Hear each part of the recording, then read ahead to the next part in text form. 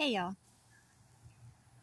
So I'm just sitting here by the river reflecting on life and how I've reached this certain point and all the work that you do to get there. When people say you have this peace about you and you just smile and say, but I didn't get like this overnight.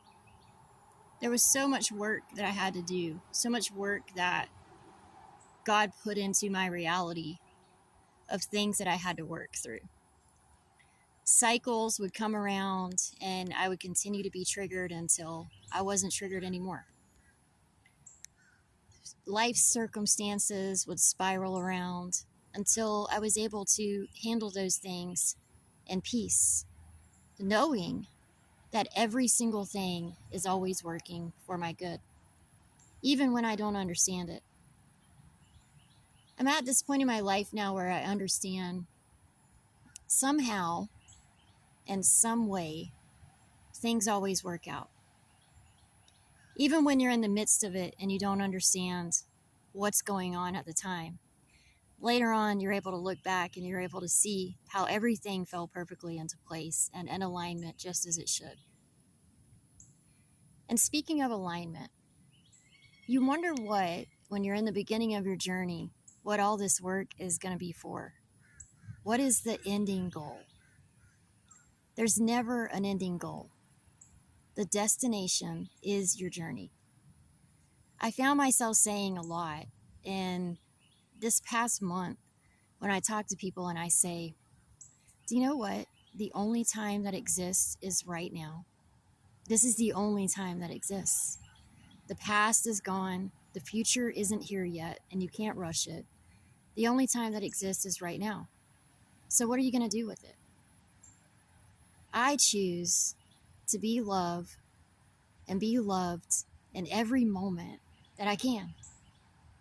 If there's an opportunity for me to give someone advice, I'm going to give it, especially if it helps somebody get further along in their journey. So, living in the moment, living in the right now, you're able to realize that you reach that peace in your life that everybody's saying, like, wow, you're so at peace, you're so calm, right? How do you do that? Well, it's because God put all these things in me to change in my life, to face each mirror, each thing about me, face it with courage and faith over fear, because I know when I'm walking with Him, I have nothing to worry about. And then He shifts you. There's always an inner shift. You can't feel it. Sometimes you get a little inkling like something's going on. Something's about to shift. If you haven't heard that song, listen to it. Something's about to shift. There's always an inner shift because that is where everything begins, from within. That inner shift creates an outer radiance. And that's what God talks about when He says, you are the light of this world. You can't be hidden on a hill underneath a basket. Once you have that inner light, which is God, because He's filled all those spaces that are left behind from all those things that you let go, you're radiant. You shine. You can't see it, but others can. You become this radiance to where people look at you and they go, what is it about you? And the only answer is, you see God. You see God. Because I seek Him on a daily basis to be closer with Him today than I was yesterday. Every day, God, where are you leading me? Where are you taking me? God, what are we doing today? Right? He puts people in your path that nothing is coincidence. These people come into your path, and it's literally so that you can give them that inner wisdom. And that's where the healing comes from. When you point people in the right direction. It's not necessarily always you're laying your hands on somebody and healing, and you're, like, oh, you're healed in the name of Jesus.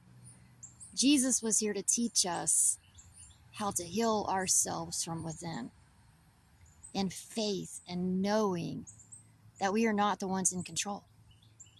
He is. So in that teaching, he teaches you how to go within more and more and meditate on that knowledge and that wisdom and his word, and understand that you have the authority through God who lives within you to decree and declare your healing, to decree and declare that you are here to be the light and you know who you are, a child of God. It starts from within. So you become this radiant light for the world to talk to them and say, guess what? The first thing that you're going to have to do is start with the man in the mirror. It all starts with you.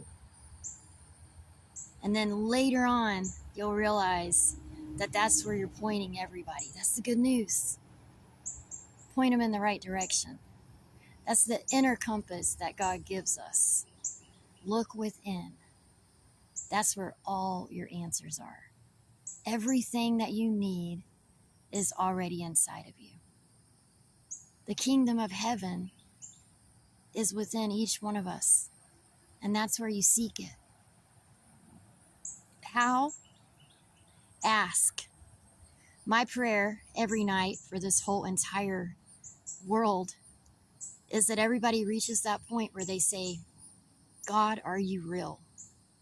And he will show you in so many ways how real he is. So I challenge you today, ask that ultimate question. God, are you real? And let him change your life. Because once you ask, and once he starts a good work in you, he won't stop. So get ready to radiate. I love you, and have a good day. But first, here's the river.